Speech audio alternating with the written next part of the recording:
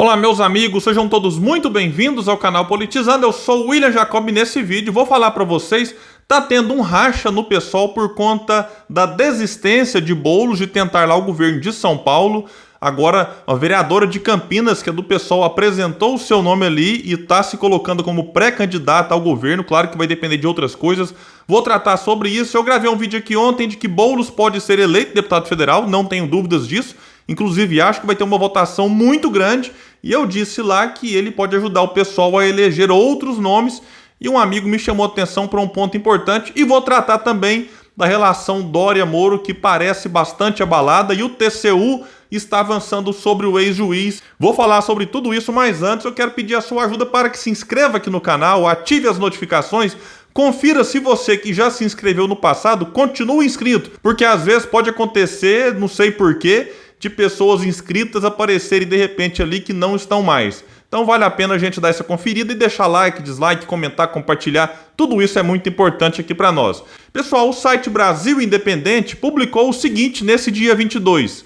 Mal Guilherme Boulos, do PSOL de São Paulo, anunciou sua desistência de concorrer ao Palácio dos Bandeirantes. A vereadora de Campinas, Mariana Conte, se lançou para assumir o posto e concorrer ao governo de São Paulo pela sigla. A pré-candidatura de Conte ainda depende de deliberação do partido e deve encontrar resistências. Aqui está o problema e o Brasil Independente vai explicar que o presidente do PSOL, Juliano Medeiros, defende o apoio à pré-candidatura de Haddad, do PT, ao governo paulista para agradar Lula, a quem também defende um apoio já no primeiro turno das eleições presidenciais.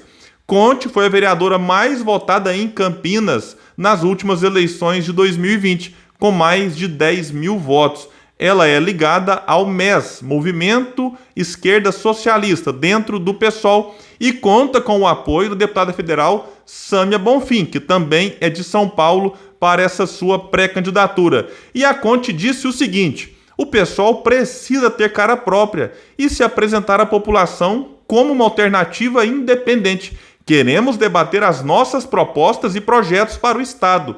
Apoiava o nome do Guilherme, mas com a sua decisão pela retirada, coloco meu nome à disposição do partido para cumprir essa tarefa, disse então a vereadora. Sinceramente, eu acho que no fim das contas eles devem chegar no entendimento e o pessoal deve sim apoiar o Haddad lá em São Paulo e apoiar o Lula à presidência da República. Eu duvido que eles terão um candidato próprio, mas vamos aguardar. Isso aqui é um movimento que começou ontem mesmo, né, na medida em que o Boulos anunciou. Pouco tempo depois a Mariana já apresentou ali o seu nome. E eu gravei um vídeo aqui ontem, como eu disse, reconhecendo que o Boulos deve ser um candidato muito bem votado.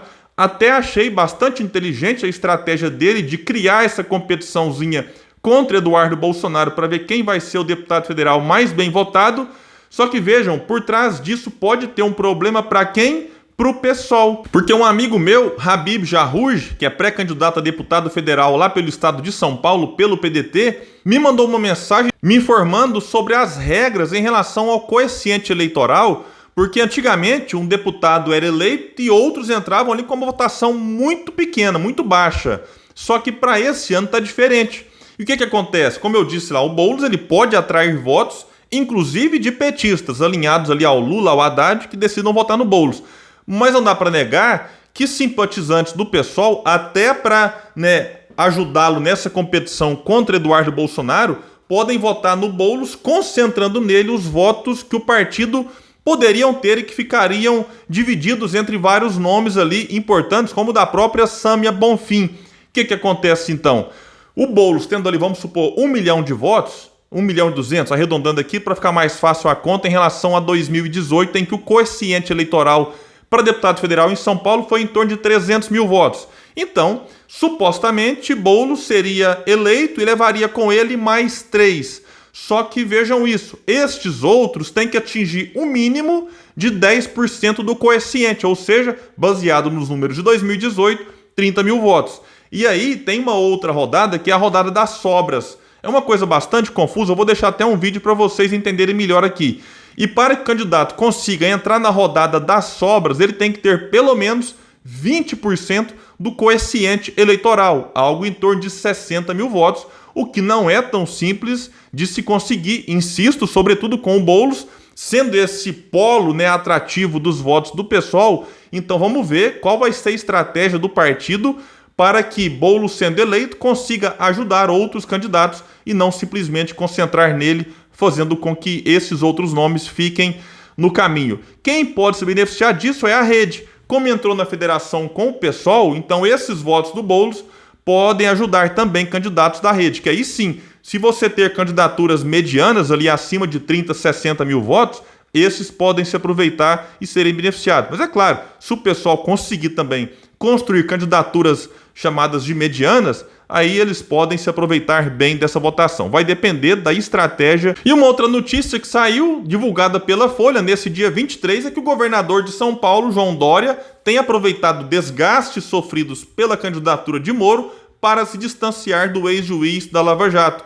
Ambos já afirmaram publicamente que negociam uma aliança para o pleito deste ano, mas nas últimas semanas a relação entre os dois esfriou e a possibilidade de um ser vice do outro passou a ser vista nos bastidores como cada dia mais reduzida, e o motivo disso vai destacar a matéria da Folha. A estagnação de Moro nas pesquisas é apontada por interlocutores tucanos como um dos fatores que levou Dória a mudar de estratégia e se afastar do ex-ministro de Bolsonaro. Olha, não que eu queira aqui defender o Moro, mas esse argumento pro Dória não cola muito. O Dória chegou a ter 4, 5 pontos em algumas pesquisas, pouco antes de ser escolhido pelo PSDB como nome do partido para concorrer à presidência, nas prévias lá contra Eduardo Leite e Arthur Virgílio. E de lá para cá, o próprio Dória também caiu nas pesquisas. Hoje ele aparece aí com 2% na grande maioria delas, mesmo sendo governador do principal estado, estando na TV, ter o apoio de setores da mídia. Então o Dória não é alguém que pode sair acusando os outros, estar fragilizado nas pesquisas, sendo ele próprio um candidato que neste momento também está estagnado com tendência de queda. E a matéria é bastante extensa, eu vou deixá-la na íntegra aqui para quem quiser acompanhar no comentário fixo.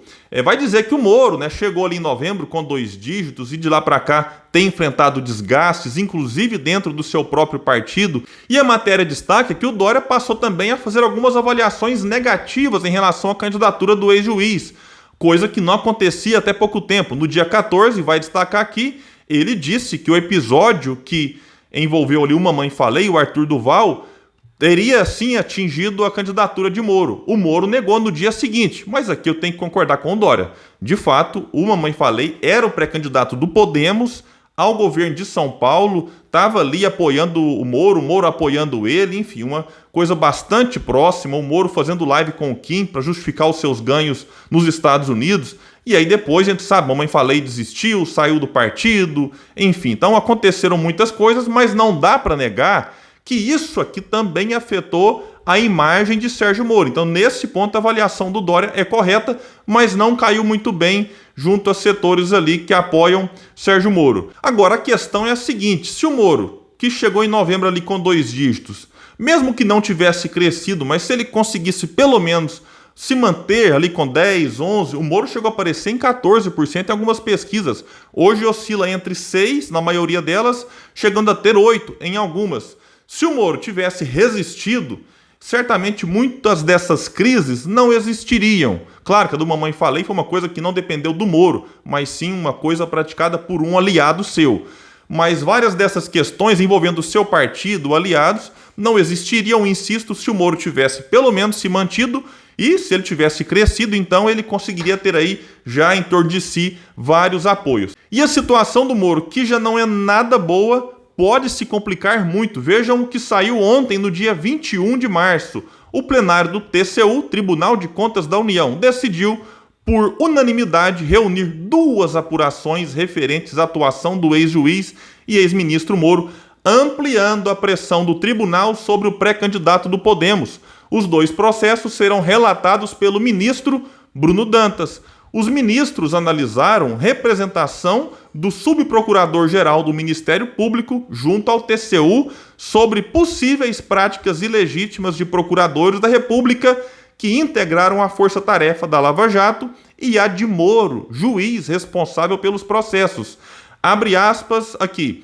As alegadas práticas ilegítimas seriam Revolving Door, movimento de agentes públicos de alto escalão para empregos na iniciativa privada e vice-versa, e lawfare, instrumentalização do direito para prejudicar pessoa física ou jurídica, diz o relatório. Então, meus amigos, situação bastante delicada, e o Moro, por não ser político, ser um outsider, quando entra nessa rota de declínio e nessa queda nas pesquisas, dificilmente consegue reverter. Político, a gente observa, né? É normal que um político caia, depois dê uma estagnada e recupere. Isso aconteceu já em várias eleições.